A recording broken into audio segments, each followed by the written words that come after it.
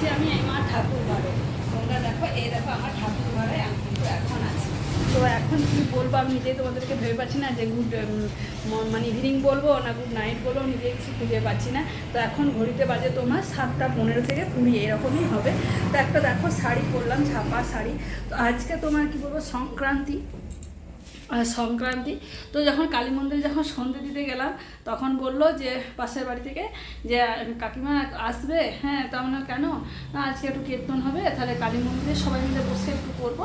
আমি তাহলে ঠিক আছে, কটার সময় আসবো? বলছি ঠিক আছে 7:30 15 1টার সময় তাহলে এসো। আমি ঠিক আছে তাহলে চলে আসবো। তো দেখো তারপর বলছি গপুকে নিয়ে আসবে। আমি ঠিক আছে, তো দাঁড়া তাহলে গপুকে একটু রেডি করাতে হবে। সকালবেলায় দেখো গপু রেডি করেছিল, দেখো গপু সোনা একদম একটা কটনের রেড কালারের একটা দেখো কি সুন্দর জামা পড়েছে। তো গপুকে আমি যখন নিজে একটা শাড়ি পরেছি, চলো গপুকে একটু সাজিয়ে গুছিয়ে নিয়ে যাব। তো ওকে একটু সাজুগুজু করাবো ভাবছি, তারপর গপুকেও ভাবছি নিয়ে যাব। তো চলো আমাদের বললাম যে তোমাদের বাড়িতে হবে কীর্তনটা। বলছে হ্যাঁ 1 মাস ধরে তো করে আসছি, তাহলে আমাদের বাড়িতে হবে, তারপরে কাজ করবো, তোমাদের মন্দিরে চলে আসবো। বললাম ঠিক আছে, তাহলে ওই জন্য রেডি হয়ে গেলাম। তো আমার যা বললো আর একটু ছোলা ভিজিয়েছি, ছোলা বাদাম একটু শসা বাতাসা ওগুলো আমরা নিয়ে যাব। সকালে বলেছিল তো ছোলাটা ভেজাতে মানে ভুলে গেছিলাম।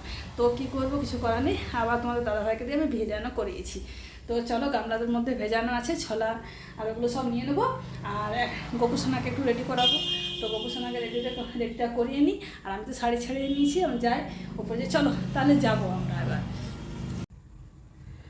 তো গপুকে দেখো চেঞ্জ করে দিলাম, গপুকে একটা রেড কালারের জামা পরিয়ে দিলাম, দেখো মালাটা দিয়ে দিলাম, বাসি দিয়ে দিয়েছি গপুকে।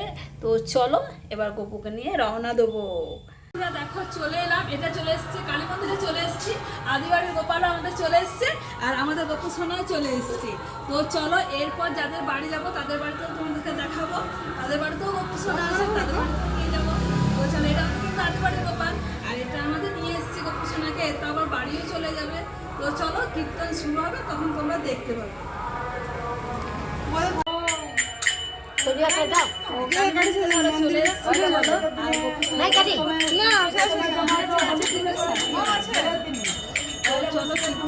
এসেছে আরো সবাই আসবে, ছোট্ট সোনাটা এসেছে, তাকাচ্ছে খুব চঞ্চল, ভাই ঘুম চলে এসছে। তো দেখো সবাই এসেছে, হ্যাঁ দেখো সবাই এসেছে কীর্তন দেখতে। তো চলো কীর্তনটা করবো। আর আমাদের গপু সোনারা দেখো কি সুন্দর সাজিয়েছিল, এটা তোমাদের তো বললাম এটা আদিবাড়ির গপু, এটা আমাদের গপু।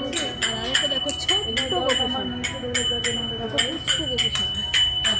তো চলো ধূপটা কই,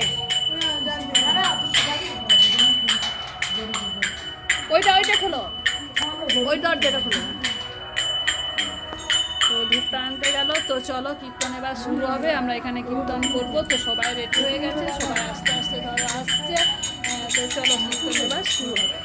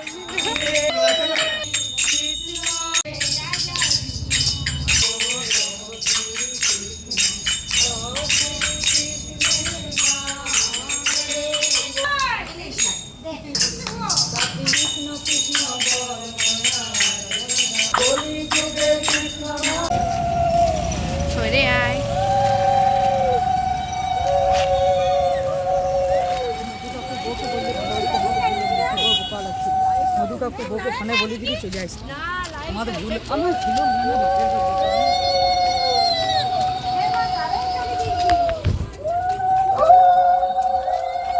চম্পার কোনো ন্যাক নাই। চম্পার সাতটা বাইর কর বলো। এই জলের বোতলটা আনলি বন্যালি, হ্যাঁ এই মঙ্গলা গিয়ার কোথায়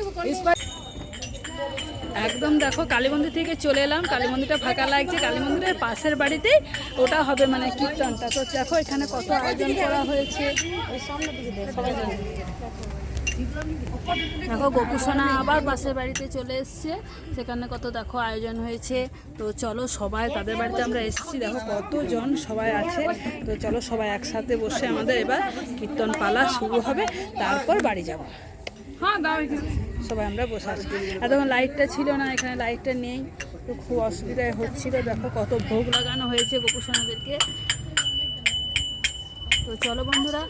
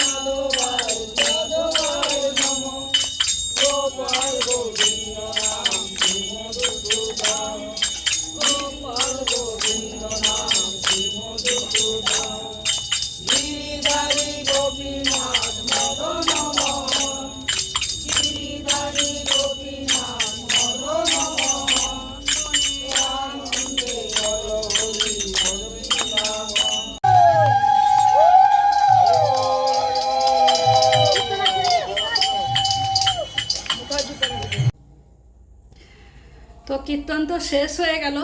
দেখো কীর্তন সেরে চলে এলাম, খুব ভালোই হলো, খুব মজা লাগলো। তার সাথে দেখো গপুও চলে এলো।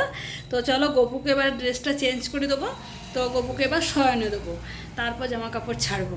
তো দেখো গপু সোনার মুখটা কি হাসি হাসি, দেখো হ্যাঁ একটু বেরো বেরো করতে পেরেছে, দেখো কি সুন্দর ছিল, বেশ ভালো লাগছিল। গপুকে দেখালাম বসে বসে, খুব ভালো লাগলো। তো চলো গপু সোনার ড্রেসটা চেঞ্জ করে দিই, কেননা প্রচণ্ড গরম। তো চলো ছাড়িয়ে নিই, আর আমিও ছেড়ে নিই।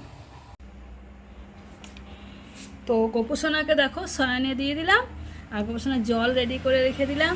তো এদিকে কোকোসোনা দেখে বেড়াচ্ছে, ফ্যান দেখো আস্তে আস্তে চালিয়ে দিলাম। চলো এবার ছেড়ে নিই। তো চলো গোপুসোনাকে বলে আগে শয়নে দিয়ে দিই, গোপুসোনা খুব ঘুম চলে এসছে। হ্যাঁ তো শয়নে দিয়ে দিলাম, চলো জামা প্যান্টটা ছেড়ে নিই। তো তোমরা তো দেখলে গোপুসোনাকে শয়নে দিয়ে দিয়েছি, আর আমি জামা কাপড় ছেড়ে নিয়েছি। তো তারপর মেয়ের সাথে কথা হলো, মেয়ের সাথে অনেকক্ষণ কথা বললাম, প্রায় 10টা অবধি। তো 10টা অবধি মেয়ের সাথে কথা বলে সবাই একসাথে খেয়ে নিলাম, একসাথে খেয়েছি, মেয়েকেও খাইয়ে দিয়েছি, ছেলেকেও খেতে দিয়ে দিয়েছি, সবাই একসাথেই খেয়েছি আমরা। একসাথে খাওয়াটা তোমাদের সাথে আর শেয়ার করা হলো না, কারণ অনেকটা আমাদের লেট হয়ে গেছিলো, যেহেতু মেয়ের সাথে কথা বললাম। তো চলো এবার সবাই গুড নাইট, হ্যাঁ আবার দেখা হবে কালকে। তো চলো তাহলে আজকের মতো টাটা। আর কীর্তনটা, আমাদের কালী মন্দিরটা, তারপরে এই যে গোপুসোনাকে তোমাদের কেমন লাগলো অবশ্যই কিন্তু তোমরা আমাকে জানিয়ে, আর ভালো লাগলে তো বলার না, একটা লাইক কমেন্ট চ্যানেল সাবস্ক্রাইব করে দিও। তো আজকের মতো টাটা।